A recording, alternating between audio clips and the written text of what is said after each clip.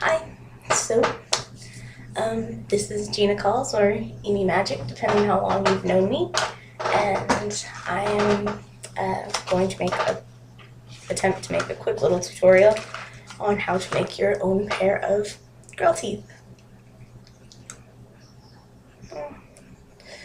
This is a pair I bought from Dental Distortions. I prefer not drinking them, eating them, and you can get them messed up. I made my own pair, which are just a cheap little pair. It's actually just the top teeth. But from a glance, they look really good. You can't tell that they're homemade. And I can drink them, eating them. They're not going to get messed up. If they do, all you have to do is, here's the things you'll need for the pair. To make your own pair of Grell teeth. Fake fingernails. I just have this humongous box. I'm sure you can buy it like any convenience store, and just a whole bunch of different sizes so you can fit them to your teeth. Microwave safe bowl, water, spoon to collect the plastic beads. I also ordered these from Dental Distortion. You can buy them at any Halloween store though. They're not that expensive. I ordered a couple packs, but just the little plastic beads to do your fitting on your teeth with. A pair of scissors to shape the teeth. And for the final product, you'll need a very sharp X-Acto knife. If you use a dull one, it's gonna take a lot more effort to cut it, and my fingers went through the mill when I was attempting to do a couple places on the teeth because my knife was kind of dull. But if you already have an X-Acto knife, they do sell replacement tips, and so all you have to do is buy a pack of those, and then you're good to go. So that's what you need, and let's get started. First thing, you'll need to cut your teeth. So take your box of nails and just fit nails to your teeth. Find which ones you need.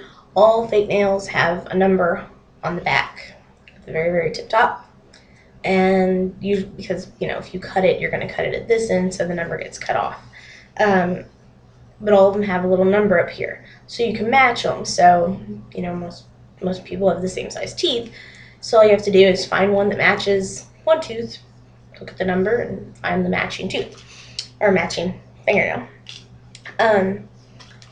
Just to save time, I went ahead and pre-cut all my little teeth. You want to make them kind of long, probably longer than your actual tooth, because you want them to be able to cover all the bottoms of your teeth. You don't want your real tooth sticking out because that would look kind of funny. But you also want enough for the plastic to graft onto. So I went ahead and made all mine, cut them, and then I line them up from biggest out.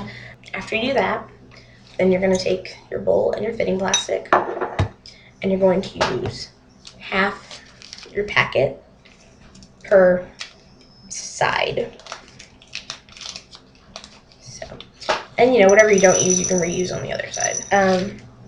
You can use just hot water and wait for them to become clear. Me, I personally like to use them in the microwave because it speeds them up. So I'm going to go and microwave these, and I will be right back. I'm going to take your spoon, and you want it to be really hot, because you want the water, you don't want it to cool off too fast. When you do this, make sure you use a metal spoon. Don't have anything plastic. I found that out the hard way. It will melt, and then you lose a bunch of beads, and it's unfortunate. I took off all my jewelry because this has a tendency to stick to everything. Also forgot to say at the beginning of this, you're going to want a mirror, because you're going to need to see how you're doing. Now, once you add these nails to the plastic, they will stick. It is very hard to get them off, to redo any of this, because they are made of plastic.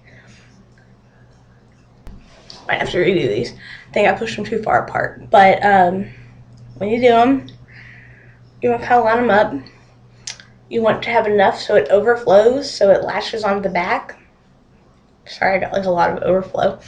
But you want it to flow all around the back of your tooth so it hooks, so whenever you pop it in, it does that number once it's dry. So you've got a little groove for it to fit around your teeth. Or you gotta hold them together, because otherwise, oh my gosh. Otherwise they'll slide apart and then they won't look like teeth. That'll just look funny. But if that does happen, you can put the entire thing in water, in the hot water, push them back together, fit them again. You know, like I said, it's hard to get them off the back of the nail once you do it, but not impossible. You can get almost all of it off, so redo it. After you do that, you'll fit them. You'll bite down. You want to make sure that it has a good bite, so that if you have to bite down whenever they're in, that they don't hit the bottom teeth funny, because you want them to lay normal. You want them to kind of look natural. I kind of made one extremely long and it's sharp and stabby. For the main bulk of the plastic, you can actually use scissors, especially near the back, because no one's going to see that anyway. But you want to wait till it pretty much hardens all the way, because otherwise it's not going to cut. But you need to use something sharp, because otherwise it won't cut either. So, let's see. Yeah, these aren't completely dry. But there's one side. I'm going to have to shorten that, because it's extremely sharp. It hurts. It's kind of stabbing. It would hurt to bite someone. But there's the basic, that side. And whenever you are melting them, they're white, but the longer they sit in the hot water, well, you want them to be clear. That's whenever they're pliable, and that's whenever you can use them to shape. I'm going to go and microwave these, because I'm impatient, and I will be right back. And I microwaved that. And for my first round, I did about a minute. That way it stayed pretty hot. And that time I just did about 15 seconds. So now we're on to our second set. Should definitely use a lot more that time. The more, a lot is good. You know, you want it to, you want to have enough so it, like I said, bubbles over, fits around your teeth. All right. Placement. Got it. Okay. These actually look better. Yeah. I'm actually not sure how long you should leave it on for. I guess once it feels solid enough, like you're not about to take it away, and it's still going to be completely. What you do, very gently work it off. Then you want to sit it down and let it dry. You don't want to mess with it while it's still that pliable, because you'll mess it up. And then you'll have to go back and redo the entire thing. And take it from me, that's a pain in the butt. So, there's my first one. Now, ow, sharp. I might have to file it down some, because it might be kind of painful. Now with your X-Acto, you're going to take your little teeth, and you're going to go, gotta be careful. I have a tendency to injure myself. This is a long, boring, tedious part. But if you don't do it, your teeth will have funny little random chunks of fitting plastic on them. If you were a small child attempting to make these teeth, please, please, please get an adult, because you could burn yourself. You could cut yourself. Oops. Take it from me. I've done both. It's not really a kid's project. If you want to do it for Halloween, you need an adult. Con, you need an adult. If you're not an adult, you need an adult. If you're accident prone, you probably need an adult too. Ah, okay. Took forever. Normally it pops out really easily. I'm not sure what was happening there, but now slip back in. You see how it goes up. got rid of all the fitting plastic in between there. Also loosened it. If you loosen it, like, you know, you go, you mess up and you loosen it too much from the teeth. Oh, see, that one popped right out. Then all you have to do is reheat it, kind of refit it to your teeth. Just be easy and you won't lose your fit.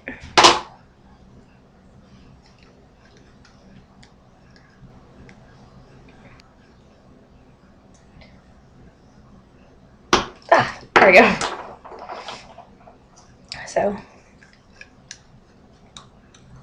ta-da! Haven't shaped these yet, so there's still a lot of stuff in the middle. It's still kind of thick in the back. You can take your X-Acto and run it along and smooth it out so it fits better. You can do the same thing to the top. I also have a lot more on the back than I did on the last pair. I'm gonna go reheat my water, refit these, and then I will be back once they're nice and back together. I had a casualty. It bled a lot. So yeah, again, X-Actos are dangerous. But here's the finished product. These sound a little more wonky than my last pair.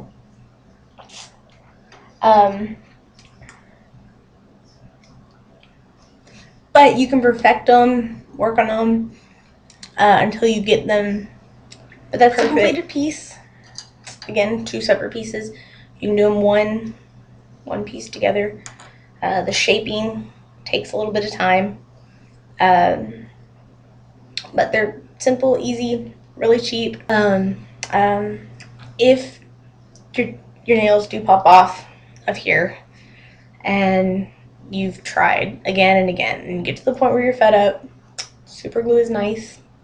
Do not super glue them while they're in your mouth. Take them out, super glue them, let them dry. I say this because I'm sure there's someone out there, no offense to anyone, who would super glue them and immediately pop them in their mouth, and that's just what you need to glue fake fingernails to the underside of your lip. Just doesn't feel like that would be happy at all. So I think that's it.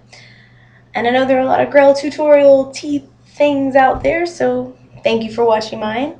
And I hope it helped. This was my first ever tutorial, so if you have any questions or if I left something out and you didn't understand something, just comment and I will do my best to help again. But yeah, I hope this helps save you a little bit of money on your costume and hope to see you at a con.